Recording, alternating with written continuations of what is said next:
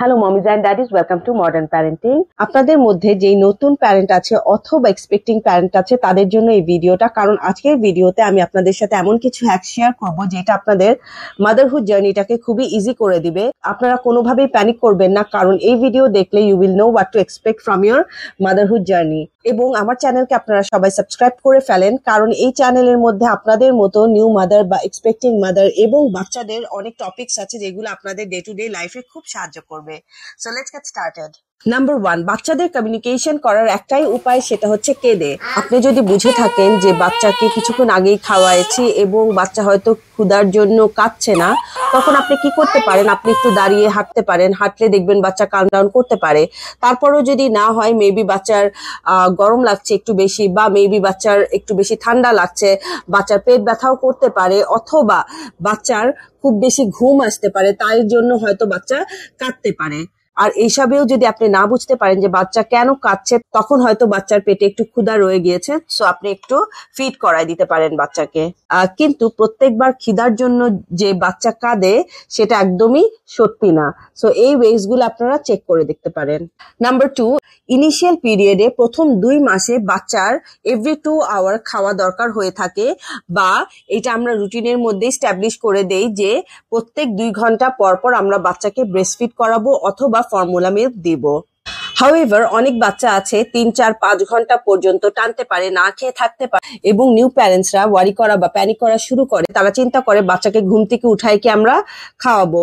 এই ব্যাপারটা কিন্তু সবসময় প্রযোজ্য হওয়া দরকার নাই। তো যে সকল বাচ্চারা 2 ঘন্টার বেশি না খেয়ে থাকতে পারে তাদেরকে ঘুম থেকে উঠায় আপনার খাওয়াতে হবে না, তাদেরকে ঘুমাতে দেন, কারণ তাদের ঘুমটাও কিন্তু ডেভেলপমেন্টের জন্য খুবই প্রয়োজনীয়। As long as the baby is gaining weight, এটাই কিন্তু ইম্পর্টেন্ট। সো আপনারা খেয়াল রাখবেন বাচ্চার ওয়েট যেন আস্তে আস্তে গ্র্যাজুয়ালি ইনক্রিজ করে, এবং আপনার তাদেরকে ঘুম থেকে উঠায় খাওয়াতে হবে না। কিন্তু আরেকটা জিনিস এনশিওর করা লাগবে, 5 ঘন্টার বেশি যাতে বাচ্চা না খেয়ে থাকে না। নাম্বার 3, প্রত্যেক নিউবর্ন বেবি ফার্স্ট 2 উইকে ওদের বডি ওয়েটে 10% বডি ওয়েট লুজ করবে। বাচ্চার জন্মের সময় যে ওয়েট থাকবে, আপনারা যতদিনে বাসায় নিয়ে যাবেন তখন ওদের ওয়েটটা অনেকখানি কমে আসবে। কিন্তু এটা কোনো চিন্তার বিষয় না। এই বডি ওয়েটটা ওরা খুবই দ্রুত কভার আপ করবে যখনই আপনারা তাদের ফিডিং স্টার্ট করবেন, এবং ওরা আস্তে আস্তে সেটেল ডাউন করবে। So don't worry about it at all. Number 4, নবজাতক শিশুকে অ্যাট বার্থ খুবই ইম্পর্টেন্ট একটা ইনজেকশন দেওয়া হয় যেটাকে বলা হয় ভিটামিন কে ইনজেকশন। সো এই ব্যাপারটা আপনি আপনার ডক্টরের সাথে অবশ্যই ডিসকাস করবেন। নাম্বার 5, নবজাতক শিশুদের ভ্যাকসিনেশন ওদের জন্মের পরপরই শুরু হয়ে যায়। ওদের হসপিটাল থেকে ডিসচার্জ দেওয়ার সময় দেখবেন অনেকগুলা ভ্যাকসিনেশন দিয়ে দিবে। So make sure you discuss it with your doctor. Vaccination such as BCG বা হেপাটাইটিস বি, এগুলা কিন্তু জন্মের সময়ই দিয়ে দেয়, আর এই ভ্যাকসিনেশন গুলো কন্টিনিউ করাটা খুবই ইম্পর্টেন্ট। নাম্বার 6, নবজাতক শিশুর গোসল এবং ওদের বডি মাসাজ আমরা কখন স্টার্ট করব। আইডিয়ালি এটা বাচ্চার আম্বলিকাল কর্ড যেটাকে বলা হয় নাড়ি, ওটা পড়ে যাওয়ার পর। ইউজুয়ালি এই আম্বলিকাল কর্ডটা পড়ে যেতে 2 সপ্তাহ থেকে 10 সপ্তাহ পর্যন্ত সময় লাগতে পারে। এটা বাচ্চা থেকে বাচ্চা ডিফার করে। একবার এই আম্বলিকাল কর্ডটা পড়ে যায় তখন আপনারা আরামের একটা গোসল দিতে পারেন বাচ্চাকে। বাচ্চার বডিতে তেল দিয়ে খুব সুন্দর করে একটা সফট মাসাজ দিতে পারেন। এটা বাচ্চাকে খুবই আরাম দিবে এবং বাচ্চা রিল্যাক্স ফিল করবে। আর বাচ্চাকে যদি আপনারা গোসল দেন তাহলে অবশ্যই আপনারা চেষ্টা করবেন, আমি প্রেফার করি পার্সোনালি, বাচ্চাকে একটা স্পঞ্জ দিয়ে গোসল দিতে।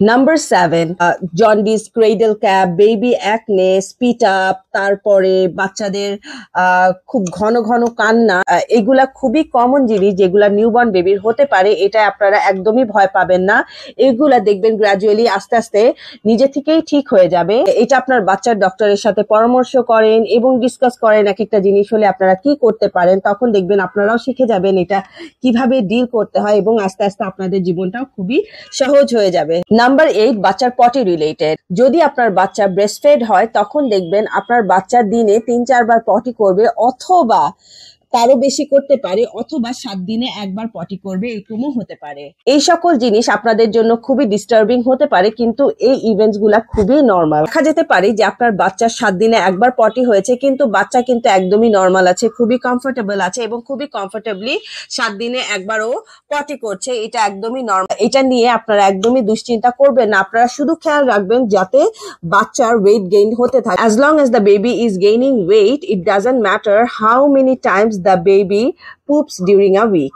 8 নাম্বার যে পয়েন্টসগুলো আমি বলবো সেগুলো হচ্ছে বাচ্চাদের স্লিপিং রিলেটেড। আপনার বাচ্চা জন্ম হওয়ার পর বাচ্চাকে মেক শিওর আপনারা সোয়াডল করে দেন। সোয়াডল করলে তারা একটা সিকিউরিটি পাবে। প্রথম 3 মাস বাচ্চাদের জন্য একটা ট্রানজিশন পিরিয়ড। এই 3 মাস আপনারা যদি ওদেরকে সোয়াডল করে রাখেন, ওরা একটা ওয়ার্মথ পাবে এবং একটা সিকিউরিটি পাবে, যেটা ওরা মায়ের বুম্বের মধ্যে পেত। সো মেক শিওর আপনার বাচ্চা সোয়াডল থাকে, তাহলে ওরা ভয় পাবে না, তাদের ঘুমটা ভালো হবে এবং তারা অনেক বেশি কমফোর্টেবল ফিল করবে। ওদেরকে সবসময় ওদের ব্যাকে শোয়াবেন, ওদের পেটে বা চেস্টে অথবা সাইডে ফিরায় ঘুম পাড়াবেন না।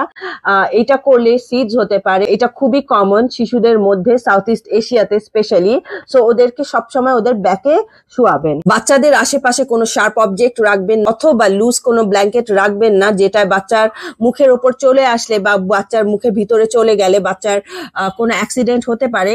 সো সবসময় খেয়াল রাখবেন বাচ্চার আশেপাশে যাতে কোনো ধরনের লুজ ব্ল্যাঙ্কেট, বালিশ অথবা কোনো টয়েস বা ছোট কোনো অবজেক্ট না থাকে।